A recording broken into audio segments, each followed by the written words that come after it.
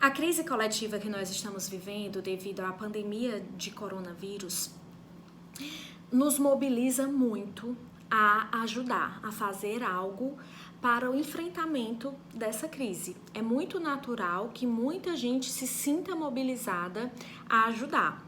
Pensando no caso de nós, psicólogos, muitos movimentos surgiram no sentido de oferecer atendimento voluntário a alguns grupos que estão numa situação mais vulnerável. Por exemplo, aos profissionais que estão atuando na linha de frente do enfrentamento, do coronavírus.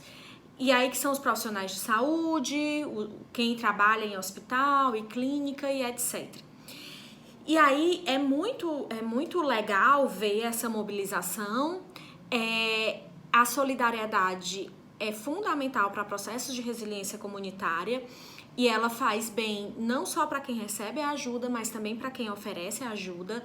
Então é massa que isso esteja acontecendo, mas tem alguns cuidados que a gente precisa ter antes de se envolver, de se voluntariar para atender pessoas que estão na linha de frente, certo? Então eu vou trazer aqui para vocês hoje 5 perguntas que nós psicólogos devemos nos fazer antes de entrar em um grupo para atendimento psicológico voluntário de profissionais da saúde, certo? Antes de falar sobre as 5 perguntas, vamos só definir o que é desastre. Qual a diferença de emergência para desastre? Emergência é quando algo acontece e é muito doloroso, inesperado, como um acidente de carro, como um suicídio, e é uma crise muito grave, mas é uma crise pequena no sentido de quantidade mesmo de pessoas afetadas e que os profissionais de saúde, os profissionais que vão cuidar, são o suficiente. Quando acontece um desastre, o que a gente está vivendo agora se assemelha muito mais a um desastre, é uma situação em que várias pessoas estão em risco, viveram uma situação de catástrofe, de algo assim, e os profissionais de cuidado, a infraestrutura, o que é preciso para lidar com aquela crise não é o suficiente muitas vezes. Então é isso que a gente está percebendo. Muita gente adoecendo para pouca infraestrutura e profissionais de saúde. A situação que a gente vive é uma situação de desastre, certo? Vamos lá para as 5 perguntas. A primeira pergunta que você deve se fazer é se você tem alguma formação para atuar nessas situações, certo? Você tem formação e ou experiência. Você tem conhecimento sobre atuação de psicólogo em situação de emergência e desastre? Você tem conhecimento sobre psicoterapia breve focal, que é a modalidade, a abordagem, vamos dizer assim, que é utilizada nesses casos? É totalmente diferente de uma psicoterapia, não é isso que se faz, Então você tem alguma experiência em psicologia da saúde, em psicologia hospitalar, você tem alguma formação em resiliência comunitária mesmo, que te dê um embasamento teórico e vivencial para lidar com essa situação? Se você não tem, já é o caso de se questionar se você pode lidar. Mas também é o caso de procurar, de buscar, estudar e se preparar para tentar contribuir nessa situação. A segunda pergunta é: eu tenho condições emocionais de lidar com essa situação? E aí é você fazer uma autoavaliação mesmo e ver se essa situação, como é uma situação que está afetando a todo mundo, se pergunte se essa situação não mobilizou algum processo psíquico interno mais profundo e mais doloroso em você. E se você pessoalmente não está vivendo uma crise, além da crise coletiva, E se você tem condições de se aproximar e de lidar com informações mais dolorosas do que as que você tem tido.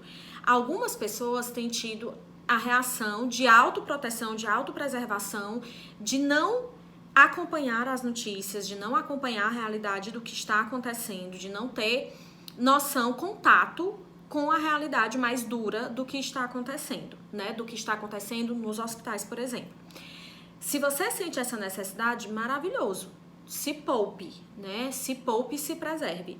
Se você é um profissional de psicologia que quer oferecer suporte aos profissionais que estão no hospital, você não tem essa opção. Você precisa encarar a realidade na sua manifestação mais dura. Então, se perguntar se você tem condições emocionais para fazer isso agora, certo? A terceira pergunta é se você tem suporte. Se você tem suporte para lidar com isso. Você faz terapia? Você está fazendo terapia? Isso é fundamental. Você tem colegas psicólogos com quem você possa compartilhar essa experiência, com quem você possa falar da realidade mais dura, porque você vai atender pessoas que estão lidando com cenas de morte, com cenas de horror, e você vai precisar também falar sobre isso. Você tem com quem falar sobre isso, certo? A quarta pergunta é a seguinte: qual é a ajuda que essas pessoas estão precisando? Não conclua que a ideia maravilhosa que você teve vai ser a ajuda que as pessoas estão querendo. E se não for, não vai fazer sentido, não vai ser bem recebido e você vai se frustrar muito. Então, como eu posso fazer para investigar a ajuda que essas pessoas efetivamente a necessidade que essas pessoas estão efetivamente tendo e para oferecer algo que faça sentido para elas, certo? E a quinta pergunta é como eu posso ajudar? Agora que eu já me perguntei tudo isso, já entendi minimamente, porque é claro que isso é rápido, então não dá para aprofundar, mas eu já entendi minimamente qual a necessidade desse grupo de pessoas que eu quero ajudar. Então, como eu posso ajudar? E aí são bem-vindos os processos de criatividade, é um momento que a gente vai criar coisas novas, fazer coisas novas e tudo será muito bem-vindo. Então, crie, pense, compartilhe, converse com outras pessoas e pense como você pode efetivamente ajudar. É com o atendimento voluntário? Ótimo, né? Você dá conta de fazer o atendimento voluntário, tem horário e tudo, ótimo. Tem outra forma de ajudar, né? Que seja, que você ainda não tinha pensado, mas que você consegue pensar agora? Maravilhoso, né? E aí, por que é tão importante pensar em todas essas questões antes de se voluntariar? Porque um voluntário que não está preparado atrapalha mais do que ajuda, né? Então, para as equipes que estão organizando essa ajuda, uma pessoa que não sabe ajudar, que não tem condições, que não se preparou minimamente para isso, vai gerar uma desorganização maior e vai ser um problema a mais. Então, você vai corre o risco de adoecer. E esse é um risco que todos nós estamos correndo mesmo, mas se você não se preparar minimamente, o seu risco é maior. E aí ser mais uma vítima, mais um afetado para as pessoas que estão organizando essa ajuda dar conta, né? Então, e também acaba gerando mais desorganização. Então, antes de se voluntariar, pense, se faça e responda essas 5 questões. Ok? Eu tô fazendo parte de um grupo de voluntários e aos poucos eu vou divulgando aqui algumas formas que eu vou descobrindo de oferecer suporte a quem mais está precisando nesse momento. Tá bom? Até breve!